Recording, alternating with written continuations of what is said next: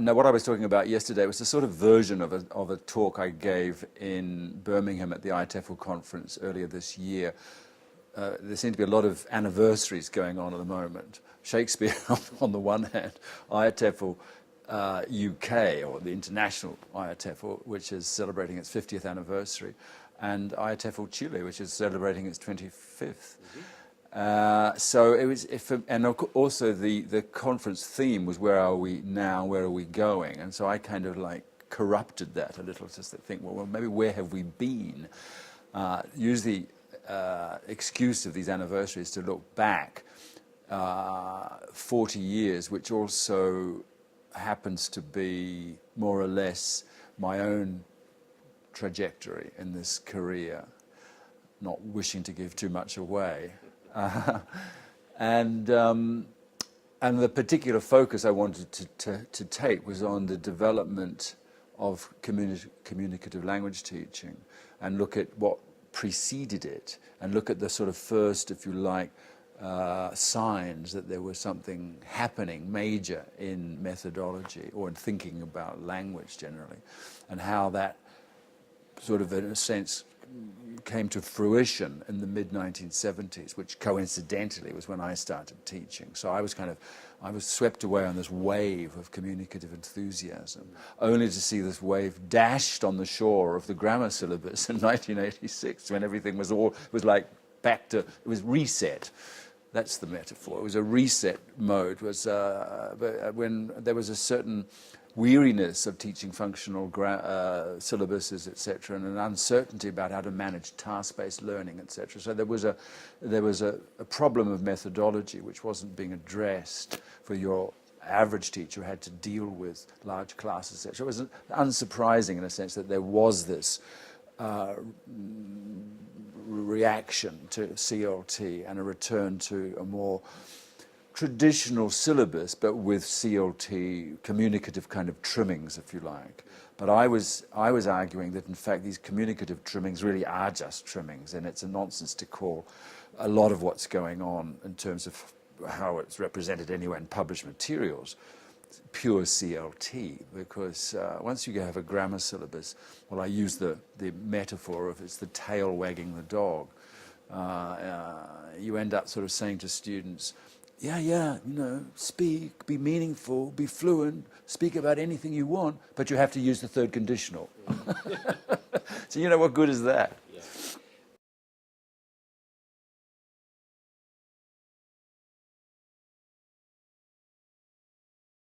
Well, there's been a lot of, I mentioned a number in that talk.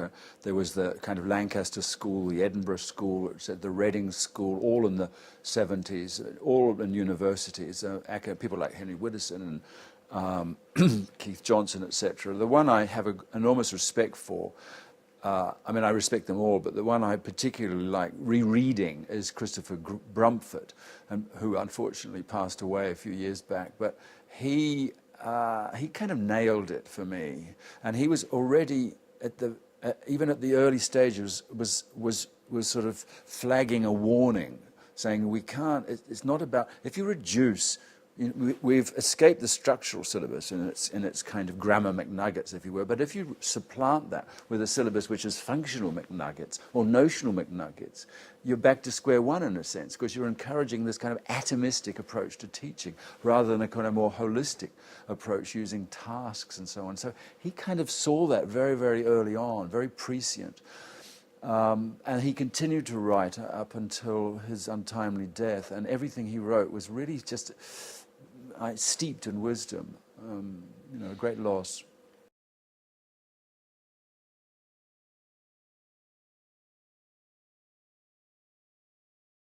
Yeah, I think a number of things, inevitably when there's a kind of revolution, and I think it was in a sense a revolution rather than an evolution, the CLT, a lot of babies get thrown out with the bathwater, including grammar instruction, of course, which went out the window initially. But also, the focus on fluency, etc., discouraged perhaps the use of the L1 in the classroom, although I can't think of a single one of those original architects of CLT who said that explicitly. I don't think there was a kind of a rule on that. I think that was something we inherited from much earlier, from the direct method, from audiolingualism, etc., and it just carried through. And there's a certain wisdom, yes, in saying and trying to maximize the amount of English that the learners are exposed to and English that the learners use. But of course, life is short and you've got to cut corners, and particularly in the explanation of meaning, translation would seem to be the most direct route and one that the learners are going to use anyway. So, hey, why not let's just make it explicit, bring it out in the open. So and of course there were socioeconomic reasons or cultural reasons why teachers were discouraged or not allowed to use L1 simply because, well, in the kind of culture of native speakerism, which reigned very much when I first started teaching, the native speaker was God, and the native speaker could go anywhere like God, but not speak the language of the students he was teaching. So that's mercifully being challenged, has been challenged, is being challenged. And there's a general rethinking about the role of the L1 in the classroom.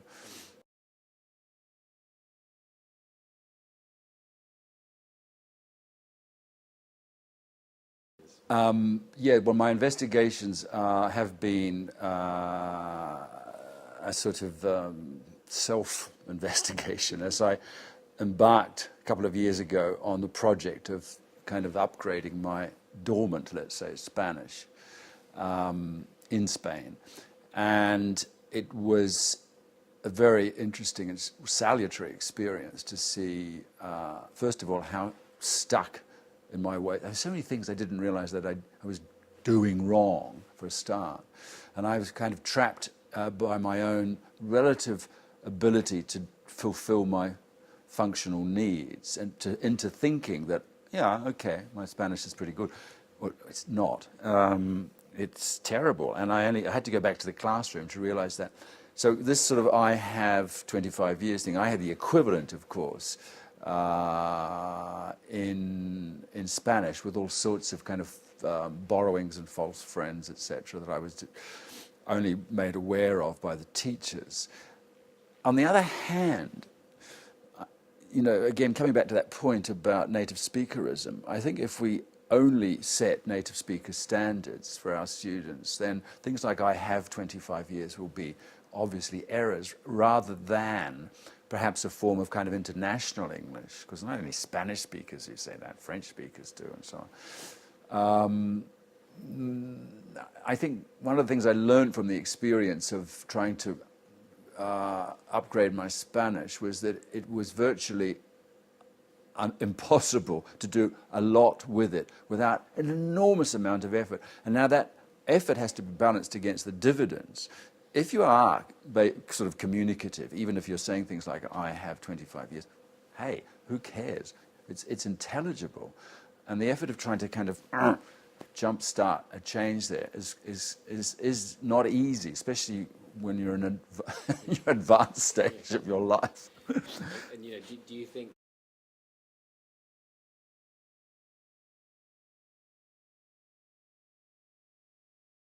Absolutely. I mean, I think it has. I think it's a delicate issue, though, because I think there's a lot of resistance to the idea that we need to reset the goals and make kind of a standard world English or global English or globish even the standard, the benchmark of proficiency, rather than native-like sort of C1, C2 level sort of thing. And I think there is resistance. People feel that we're sort of dumbing down English or shortchanging students who may actually want to set their sights higher.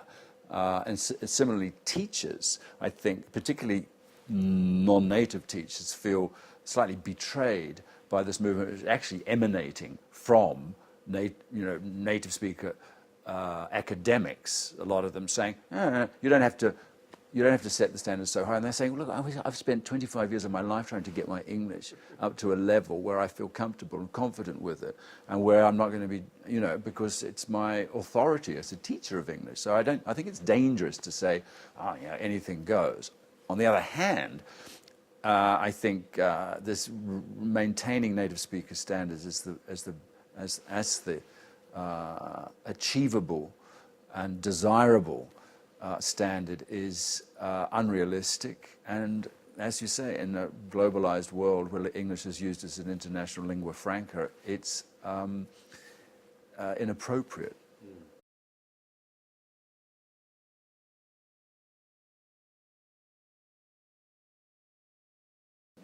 Well, I mean, my own history as a teacher, I remember avoiding technologies, even like using video in the classroom, simply because they were cumbersome, never unreliable. You actually had to do a lot of prep beforehand, which means that you have to have the hardware in your home unless you wanted to spend a lot of time in the school, stuff like that. So I mean, I tended to avoid, because I felt what was being achieved through video could just as well be achieved in the classroom itself through people kind of talking to each other. And, you know, I mean, we didn't really need to wheel in the outside world at such cost. And, you know, so, and also it raises the learners' expectations, especially if they're young, that they're going to watch a film or something like that. So, I mean, so there are those issues. So I think anything that kind of could be done just as well with pen and paper or with people talking to each other, fine, we don't need the technology to have students talking to each other. I think it's outside the classroom where the technology really comes into its own, so it allows people to talk to each other or communicate to each other outside classroom hours. And after all, most learners in the world are only studying 2 or 3 hours a week, probably, max, and that's not enough. And so they'll need to be doing stuff. So accessing movies, watching, you know, using Skype and all sorts of things like that, that's fantastic potential.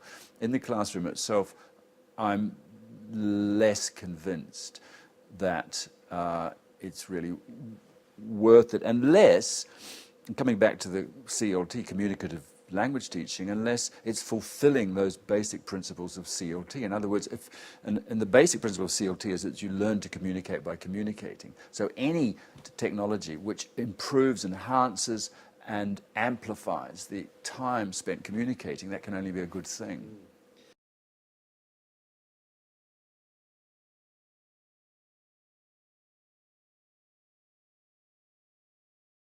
That's a fabulous example, exactly. So this is the work that Nick Bilber is doing in working with children in classrooms in places like Palestine or refugee camps in Syria, in Jordan.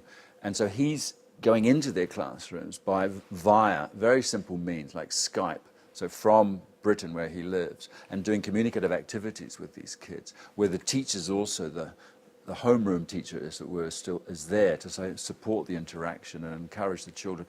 And they're performing plays and doing chants, and I mean, it's just fantastic how animated they are, and actually how good their English is too, which is a credit to their teachers under very difficult conditions. So this seems to me an inspired use of very, very simple and accessible and free technology.